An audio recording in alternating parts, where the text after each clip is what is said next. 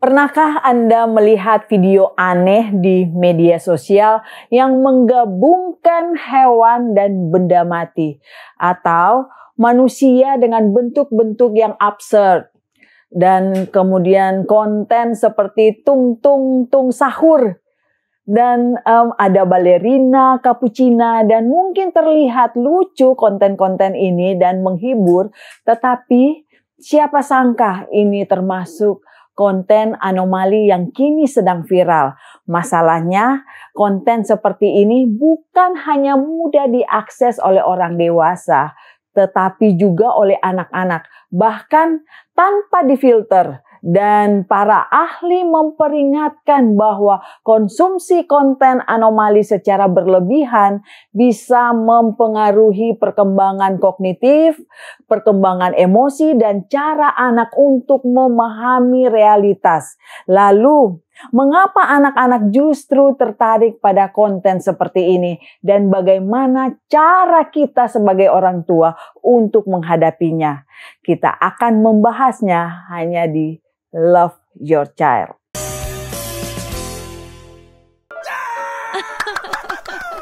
Tung sahur. Belakangan ini, banyak anak kecil yang hafal kata-kata aneh seperti lili lila lila atau bombardilo krokodilo. Lucu sih, tapi pernah nggak kepikiran apa yang sebenarnya sedang mereka pelajari? Fenomena ini bukan cuma soal hiburan, tapi soal bagaimana otak anak sedang dibentuk oleh konten yang mereka tonton setiap hari. Konten anomali kini jadi racun baru bagi anak-anak. Tampil warna-warni, lucu, tapi perlahan mengacaukan logika dan bahasa mereka. Dan buktinya, nih, coba lihat yang satu ini. Kayak yang disampaikan Kak Nesha waktu dia ke kebun binatang. Anak-anak yang melihat gajah malah bilang, lili lila lila. Lihat buaya malah teriak, bombardilo krokodilo. Bayangkan, mereka udah gak bisa bedain lagi mana kenyataan, mana yang dari dunia aneh di layar mereka. Dan itu baru gejalanya. Terus ketika mereka melihat buaya, ini contohnya nih, pada lihat buaya, mereka tuh pada bilang bombardilo krokodilo, bukan buaya. Mereka bukan bilang itu buaya mah, bukan, tapi mereka bilang bombardilo krokodilo mah. Ketika mereka melihat burung yang mereka bilang itu bombazini guzini. Gila gak sih? Terus ketika mereka melihat monyet yang mereka bilang itu simpansini bananini. Itu apa? Krokodilo. Bukan, itu buaya. Buaya. Bukan, itu buaya.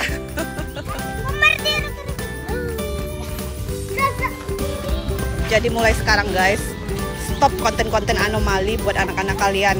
Karena itu meracuni pikiran mereka. Lebih parah lagi, di video ini kelihatan jelas dampaknya. Seorang anak kecil yang tiap hari nonton konten anomali sampai nggak mau lepas dari gadget. Begitu dilarang, dia marah besar, lempar barang, teriak, nggak bisa kendalikan emosi. Konten itu udah bukan sekedar tontonan, tapi jadi candu. Sini. Mau ngapain? Ya ampun. HP-nya aku lupa. Sekarang dia lihat lagi tantrum. Nggak boleh nonton kayak gini.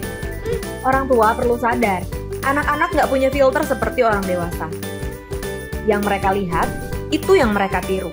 Yang mereka dengar, itu yang mereka percayai. Kalau sejak kecil mereka terbiasa dengan hal-hal aneh tanpa makna, mereka bisa tumbuh dengan bahasa yang kacau, emosi yang tidak stabil, dan realitas yang kabur. Mulailah dari sekarang, dampingi anak saat menonton. Karena masa depan mereka gak boleh dirusak oleh konten anomali.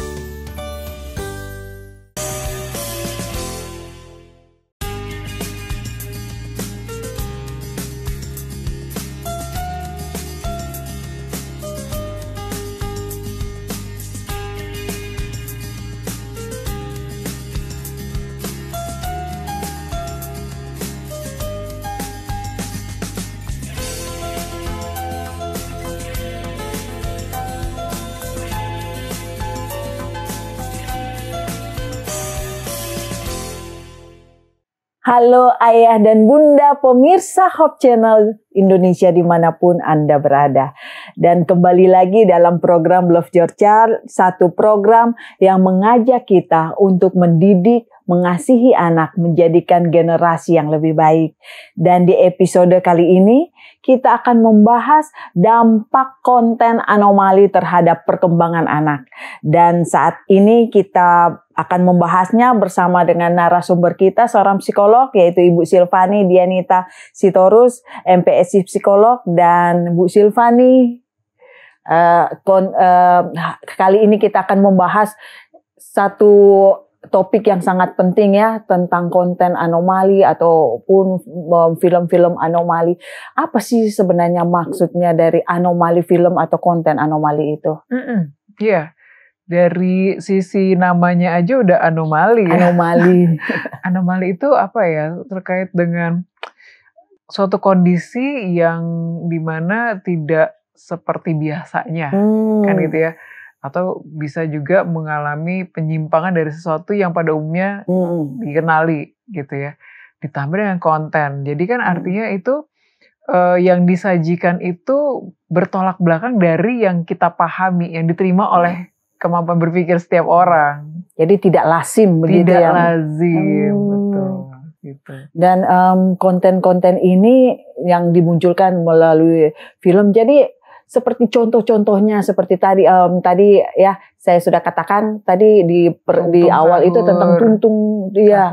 Iya, ternyata itu sangat viral ya sampai ke luar negeri dan banyak sekali orang-orang yang menonton dan anomali-anomali ini jadi seperti ada yang saya lihat seperti apa namanya hewan-hewan yang digabungkan dengan misalnya dengan pesawat terbang. Jadi itu hal-hal yang sepertinya itu di luar nalar ya Bu ya.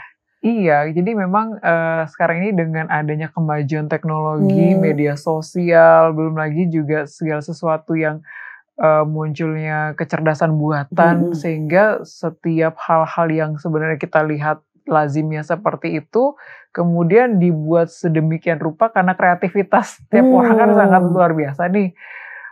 Muncullah hal-hal yang dibuat untuk mereka pembuat konten kreator ini lakukan untuk ditampilkan kepada publik. Tapi sayangnya ternyata konten ini yang disajikan ini tidak diberikan sebuah pemahaman yang jelas, gitu ya. Tapi disusun dalam bentuk animasi. Ya. Animasi kan ini kan cenderung relevan dengan untuk menarik minat anak-anak gitu ya, karena daya animasinya, visualnya yang dibuat seperti itu.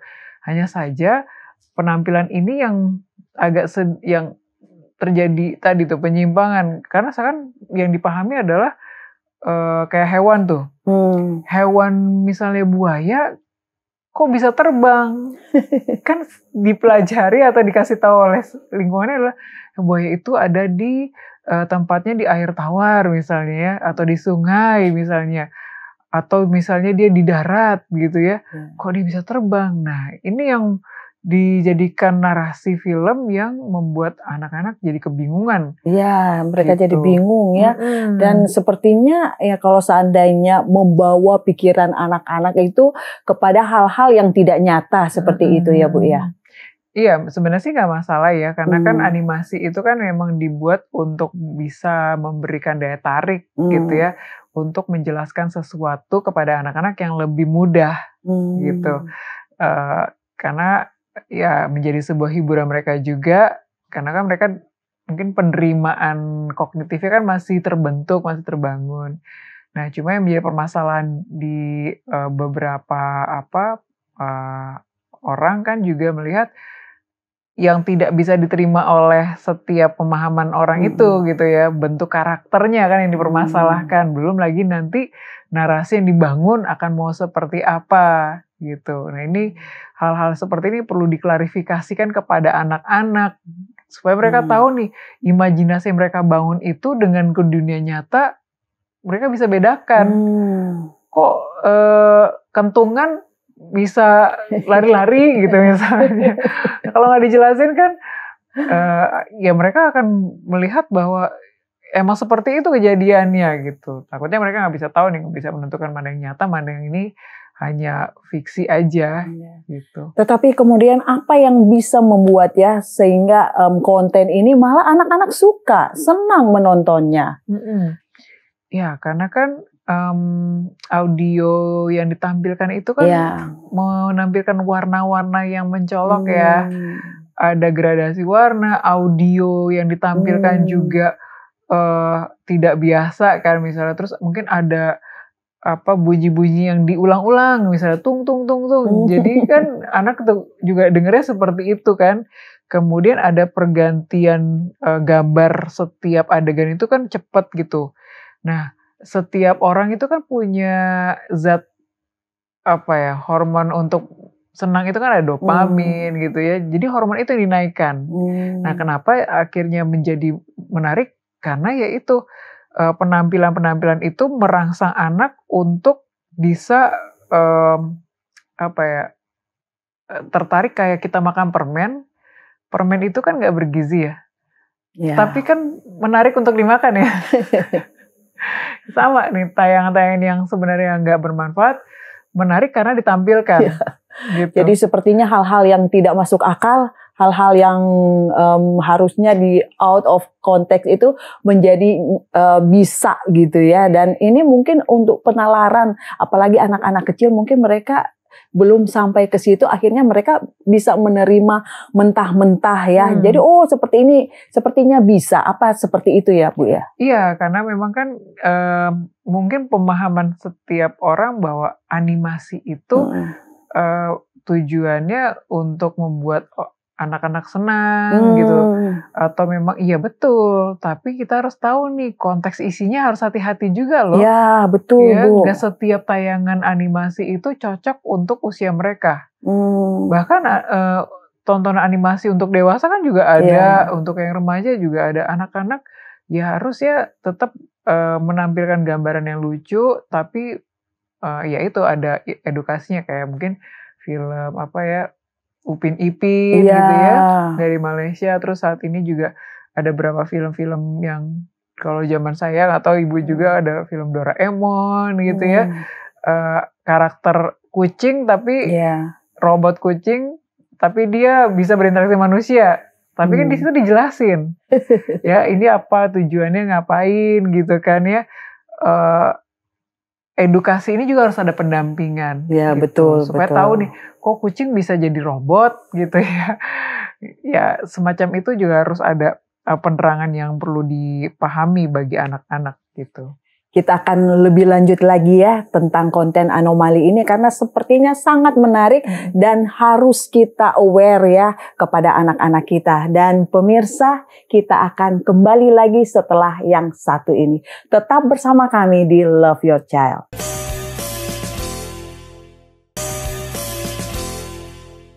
Kembali lagi di Love Your Child dan kita masih membahas dampak konten anomali terhadap perkembangan anak. Dan Bu Dianita, kembali lagi ya tadi mungkin anomali-anomali, konten-konten anomali yang tersedia sekarang ini mungkin khusus untuk dewasa. Karena saya melihat sepertinya itu tidak bagus untuk anak-anak ya.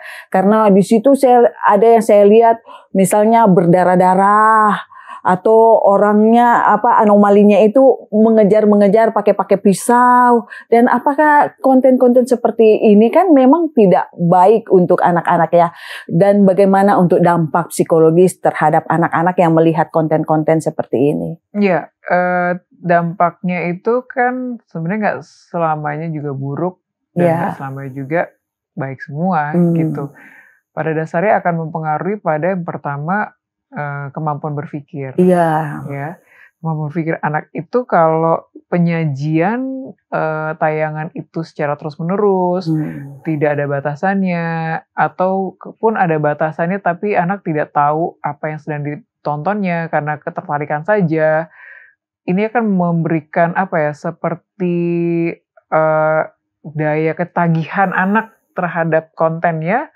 Jadi anak tidak bisa lepas nih dari layar yang dia tonton. Nah, kalau ini terjadi kan berarti anak sudah mulai menghabiskan waktunya mereka itu lebih banyak kepada tontonan daripada hal yang mungkin dilakukan di dunia nyata. Jadi mungkin bisa juga terjadi penurunan daya perhatiannya, ya karena terlalu fokus kepada layar misalnya. Kemudian kemampuan untuk berpikir logis, kritis, karena setiap saat alih-alih orang tua mau bekerja, kasih tontonan gitu. Jadi anak untuk mengungkapkan perasaannya juga kurang optimal, karena mereka hanya melihat terhadap sesuatu yang mereka lihat di konten-konten aja kan ya. Nah secara psikologisnya, ya tentunya kalau dari sisi psikologis banyak hal ya. Kalau anak terlalu banyak disajikan tayang-tayang tertentu, mungkin juga menurunkan kemampuan sosialnya, daya mereka untuk empati terhadap lingkungan juga berkurang gitu ya. Kemudian bisa juga jadi kecanduan, pasif, komunikasi kurang, macam-macam gitu. Nah kalau dampak tersebut seperti kesannya negatif, positifnya ada nggak? Ada juga sih sebenarnya ya. Jadi anak juga mungkin belajar untuk mengeksplorasi daya imajinasi. Ya, anak juga mungkin bisa juga belajar terkait dengan keterampilan tertentu. Misalnya ya, anak juga bisa menampilkan beberapa karakter. Kalau misalnya hal yang positif, tentu juga bisa membantu proses pembentukan karakternya juga.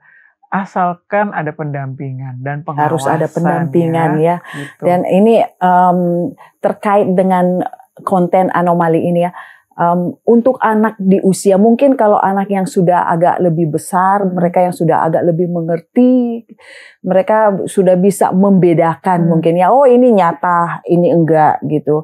Dan tetapi kalau kita membiasakan itu kepada anak-anak yang kecil yang belum mengerti, apa dampak yang bisa terjadi kepada mereka, Bu? Iya, sangat beragam kan ya. Kalau misalnya layar yang kita tatap ini aja bagi orang dewasa melelahkan, bagi anak-anak apalagi, kan gitu ya. Belum lagi mungkin tayangan-tayangan untuk anak yang berusia batita, itu kan juga kita jangan perkenalkan terlebih dahulu gitu ya. Harus tahu nih kapan waktunya anak bisa diperkenalkan dengan tayangan tertentu gitu.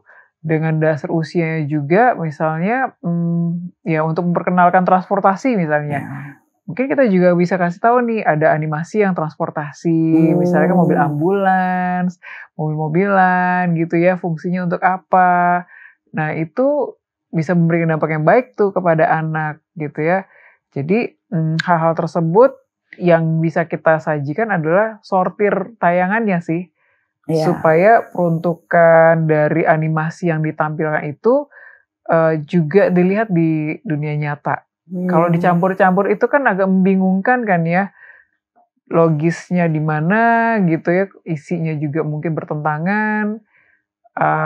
Ya, kalaupun pendampingan penjelasan dari orang tua bisa meyakinkan itu silakan aja. Tapi jangan dibiarkan anak untuk menonton sendiri ya. Tapi apakah tontonan yang misalnya kekerasan ya kan karena kan akhirnya jadi kabur gitu kan. Jadi kabur untuk pemahaman si anak itu dia. Apakah itu tidak akan menjadi membekas di pikiran mereka dan itu kemudian satu hari nanti itu akan menjadi cara psikologis entah itu di lingkungan, di sosial berpengaruh terhadap kehidupan mereka. Oh iya pasti ya kalau misalnya anak terlalu sering. Ya gini, terkadang menonton pengaruh negatif itu akan lebih mudah diterima setiap orang kok. Ya. Yang pengaruh negatif akan lebih mudah diterima oleh setiap orang. Di setiap lapisan pasti gitu.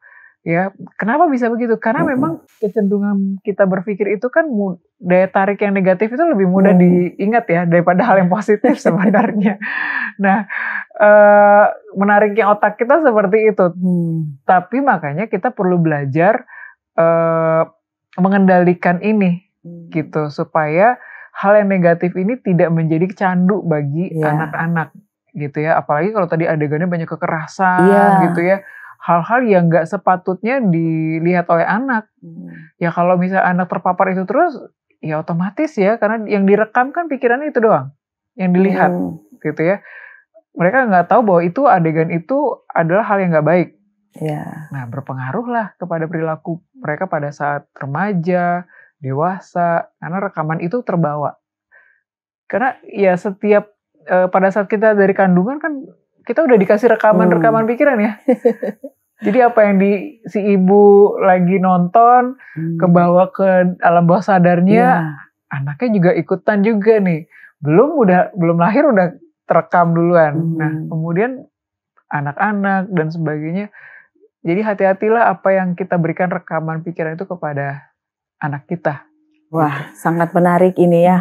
Dan untuk anak yang lebih besar mungkin ya, anak yang sudah mengerti apakah kondisi mereka yang menonton itu karena mereka sudah mempunyai sosial sendiri ketimbang mereka bersosial dengan secara nyata. Mereka sudah memiliki sosial sendiri dengan mereka.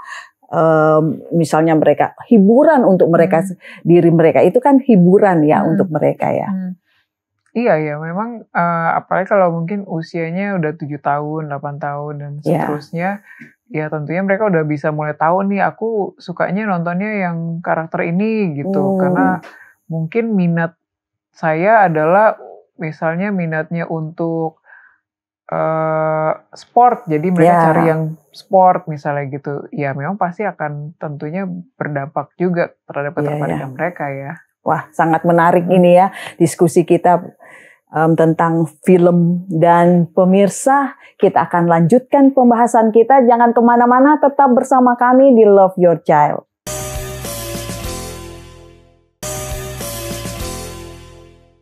Kembali lagi di Love Your Child dan kita tiba pada segmen kesimpulan dan tips ya Bu Dianita. Dan ini yang sangat masih mengganggu ya di pikiran saya. Bagaimana sih kita sebagai orang tua itu untuk mengajarkan kepada anak agar supaya anak itu kritis juga. Jadi mereka tanpa maksudnya mereka menonton tapi mereka sudah tahu oh ini yang baik saya nonton, oh ini yang tidak baik saya nonton.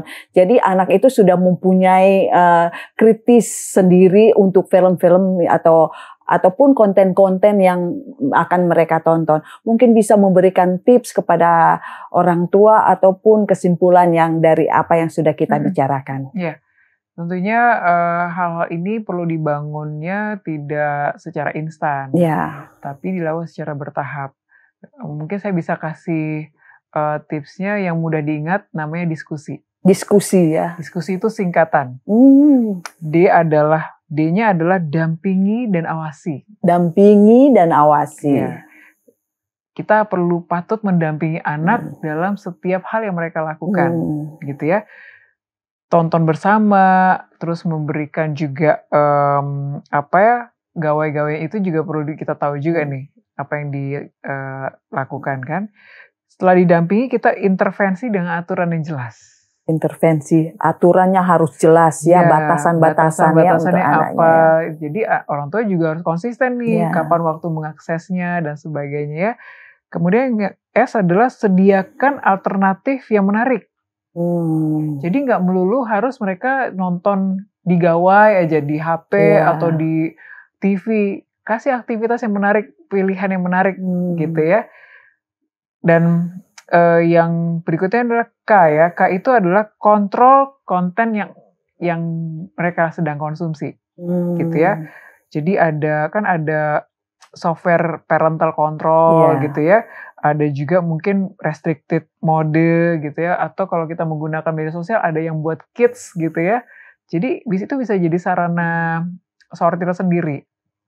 Kemudian yang U itu adalah utamakan komunikasi dan edukasi. Ini kayaknya penting ya, komunikasi ya. Dari situ kan kita bisa membangun nih daya penalarannya, dari hal-hal yang mereka tonton juga kita berdiskusikan, dan masuk nih peran orang tua di situ untuk mendampingi anak melalui komunikasi itu. Kemudian S-nya adalah support. Jadi keluarga itu harus jadi contoh. Kalau memang kita pengen memberikan tayangan yang baik, orang tua juga nonton yang baik juga dong ya. Kasih role modelnya juga gitu. Jadi libatkan seluruh keluarga juga pendampingan bersama. Yang terakhir adalah I itu adalah inisiatif untuk mencari konten yang berkualitas. Ya. Gitu. Jadi buat misalnya playlist gitu ya, daftar tontonan seminggu ini apa ya gitu ya, yang mau kita tonton ya nak gitu ya. Ini ada yang menarik. Orang tua juga boleh loh kasih alternatifnya, juga harus ikut tren. Jadi dia udah list duluan gitu ya. Terus misalnya jadikan tontonan berkualitas itu sebagai reward terhadap yang mereka sedang lakukan. Jadi mereka ada dapat keseimbangan kan ya dalam kondisi kesibukan mereka, aktivitas sehari-hari. Ini mama kasih rewardnya gitu. Jadi diskusi, mudah-mudahan masih ingat ya diskusi itu ya. Wah, gitu. Sangat menarik ini ya. Dan pemirsa jangan lupakan apa yang sudah jadi pembahasan kita ya pada kali ini, diskusi. Nah, itu sangat penting. Dan untuk Ibu Silvani terima kasih ya karena akhirnya membuka pengalaman-pengalaman yang baru untuk kita sebagai orang tua. Dan kepada ayah dan bunda yang tetap setia mengikuti program Love Your Child, jangan lupa untuk tetap selalu semangat menjadikan anak-anak kita untuk menjadi anak-anak yang lebih percaya diri dan anak-anak yang lebih bisa memilih konten-konten apa yang lebih bagus untuk bisa ditonton untuk di dalam pertumbuhan mereka. Dan jangan lupa juga orang tua harus tetap dampingi ya. Harus tetap dampingi dan cintai anak Anda untuk menjadikan mereka generasi yang lebih baik. Sampai jumpa di program Love Your Child episode selanjutnya.